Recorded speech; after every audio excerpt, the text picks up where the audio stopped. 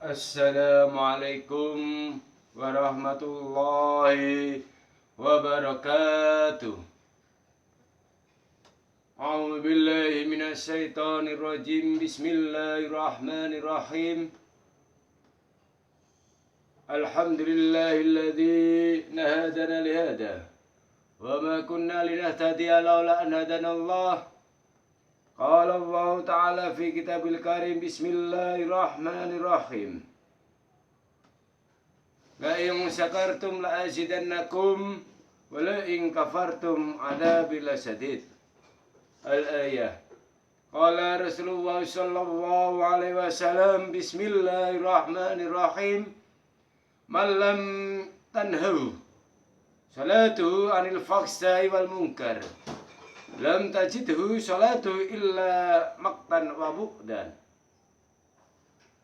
Subhanallah walhamdulillah wa la ilaha illallah wallahu akbar. La hawla wa la quwata illa billahil aliyil azim. Syukran kasiran. Terima kasih Allah martan nembanun ya Allah atas segala nikmat hidayah serta inayahnya, nikmat Islam ihsan, nikmat kesehatan yang luar biasa ini martan nembanun ya Allah. Salawat dan salam mudah-mudahan tetap teragungkan pada baginda Rasulullah sallallahu alaihi wasallam yang telah kita harapkan nantinya syafaatnya ila yaumil qiyamah. Kemarin kita telah membahas ada 10 perkara yang melekat pada diri seorang yang mempunyai sifat dengki, iri dan hasud. Ada 8 perkara yang harus diperhatikan. Ada 2 perkara yang harus diperhatikan dalam kehidupan episode sebelumnya. Di sini kita belajar menelaah, belajar muhasabah, introspeksi diri, memotivasi diri dalam kehidupan sehari-hari. Rasulullah telah bersabda, Bismillahirrahmanirrahim. Man la yamtahu salatuhu anil fakhsha wal munkar, lam tajidhu salatuhu illa maqtan wa bu'dan. Yang artinya, barang siapa yang salatnya tidak dapat mencegahnya dari perkara keji dan mungkar, maka salatnya tidak dapat menambahkan kecuali kebencian dan jauh dari Allah Subhanahu wa taala. Na'udzubillah summa na'udzubillah min dzalik. Jika salat yang kita lakukan selama ini, jika salat yang kita istiqomahi selama ini, jika salat yang kita as-salatu ala waqtiha, salat pada tepat waktunya, namun di dalam salat ini kita masih saja melakukan suatu hal mungkar, suatu hal kebencian dan sebagainya, suatu hal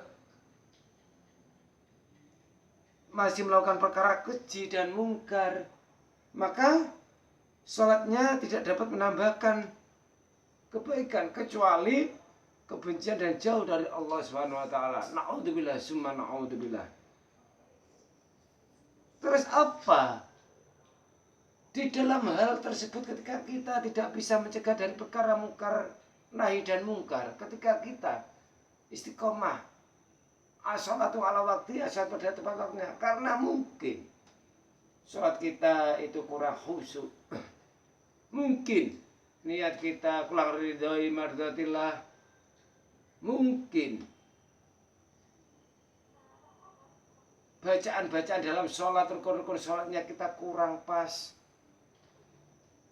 Mungkin sholat kita hanya untuk sekedar saja melakoni, menjalani kewajiban saja. Mungkin tanpa didasari rasa khusyuk, tanpa didasari suatu keikhlasan, tanpa didasari suatu harapan ridha Allah Subhanahu wa taala.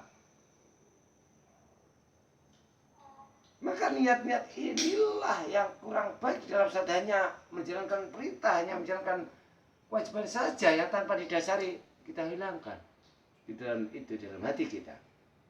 Jadi niat dengan tulus, niat ikhlas, niat khusyuk, niat ridha karena Allah, niat ingin dijauhkan dari perkara mungkar dan sebagainya, Allahumma sholli ala Sayyidina Muhammad fa'asgili dhalimin bidzalimin fa'aghrisna min bainihim salimin wa ala alihi wa sahbihi wa salim. Berkata Al-Hasan, jika sholatmu tidak dapat mencegahmu dari perbuatan keji dan mungkar, maka engkau bukanlah orang yang sholat. Dan sholatmu akan dikembalikan ke wajahmu, laksana seonggal ombak yang kumal. Mbah Hasan di dalam kitab Durratun Nasihin berkata, jika sholatmu itu tidak bisa mencegah dari perkara mungkar, nahi dan mungkar, tidak bisa mencegah dari perbuatan keji dan mungkar, maka engkau bukanlah orang yang sholat, namun sholatmu akan dikembalikan ke wajahmu, laksana seonggok gombal yang kumal. Diriwayatkan oleh sahabat Mu'ad bin Jabal bin Jabir bin Abdillah bahwa tatkala Nabi dimi'rajkan ke langit, maka beliau melihat di langit pertama malaikat selalu berzikir kepada Allah Subhanahu wa taala sedang diciptakannya. Pada langit kedua, Rasulullah melihat malaikat-malaikat yang sedang rukuk kepada Allah Subhanahu wa taala sejak diciptakannya. Pada langit ketiga, Rasulullah melihat malaikat-malaikat bersujud kepada Allah Subhanahu wa taala yang tidak pernah mengangkat kepalanya sejak diciptakannya, kecuali ketika menerima salam Nabi Muhammad sallallahu alaihi wasallam, assalamualaikum ya malaikat. Dan menjadi sebagai beliau lalu bersujud kepada kedua sampai hari kiamat. Itu secara malaikat. Karena itu dalam salat diwajibkan sujud 2 kali. Ini ceritanya. Jadi ketika itu Rasulullah pada langit ketiga itu melihat malaikat-malaikat bersujud kepada Allah Subhanahu wa taala dan tidak pernah mengangkat kepalanya sejak diciptakannya, kecuali ketika menerima salam dari Nabi Muhammad sallallahu alaihi wasallam dan menjawab salam beliau lalu bersujud yang kedua sampai hari kiamat. Maka di sini diwajibkan kita dalam salat sujud 2 kali pada langit keempat. Beliau melihat malaikat baca tasahud. Pada langit kelima, Rasulullah melihat malaikat bertasbih subhanallah walhamdulillah wa la ilaha illallah wallahu akbar la haula wa la quwata illa billahil aliyil azim. Pada langit keenam, Rasulullah melihat malaikat-malaikat yang bertakbir dan bertahlil. Allahu akbar, Allahu akbar, la ilaha illallah dan sebagainya. Pada langit keenam, pada langit ketujuh, Rasulullah melihat malaikat-malaikat yang hanya mengucapkan salam sejak diciptakan Allah Subhanahu wa taala, ciptakan Allah Subhanahu wa taala. Melihat itu semua tergelarlah hati Rasulullah dan ingin ibadah semacam ini dijadikan untuk dirinya dan umatnya. Lalu Allah Subhanahu wa taala memerlukan ibadah malaikat-malaikatnya yang ada di 7 langit untuk Nabi sallallahu alaihi wasallam. Sesuai firman-Nya Allah. Sesuai firman-Nya, barang siapa mengerjakan sholat waktu, maka ia memperoleh pahala ibadah malaikat-malaikat 7 langit. Jadi Rasulullah itu sangat berkeinginan bahwa apa yang dilihatnya ketika Isra, ketika Mi'raj. Di situ dia di langit pertama melihat malaikat, di langit kedua melihat malaikat sujud, ketika malaikat rukuk, keempat malaikat dan sebagainya, melihat malaikat tasahud dan bertakbir.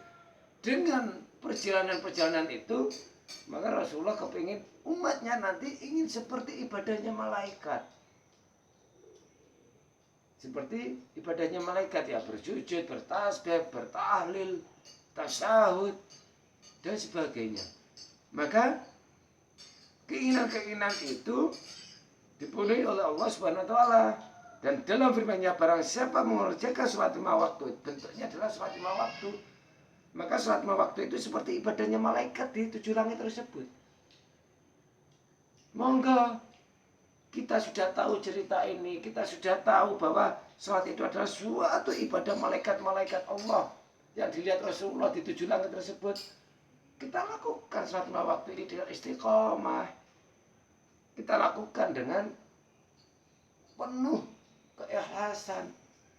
Kita lakukan penuh dengan minta ridha Allah. Supaya kita tindakan dari perkara keji dan mungkar. Monggo kita bersama-sama belajar. Yang tadinya belum sholat, monggo lebih sholat rajin, sholatnya lebih rajin. Yang tadinya belum khusyuk, monggo sholatnya lebih khusyuk. Ya sholatnya tadi hanya menjalani kewajiban saja, monggo lebih ditingkatkan untuk mendapatkan ridha Allah. Jadi semuanya kita rubah. Monggo kita belajar. As-sholatu ibaduddin. Komunikasi pertama kita kepada Allah Subhanahu wa taala adalah dengan sholat. Hubungan kita hablum minallah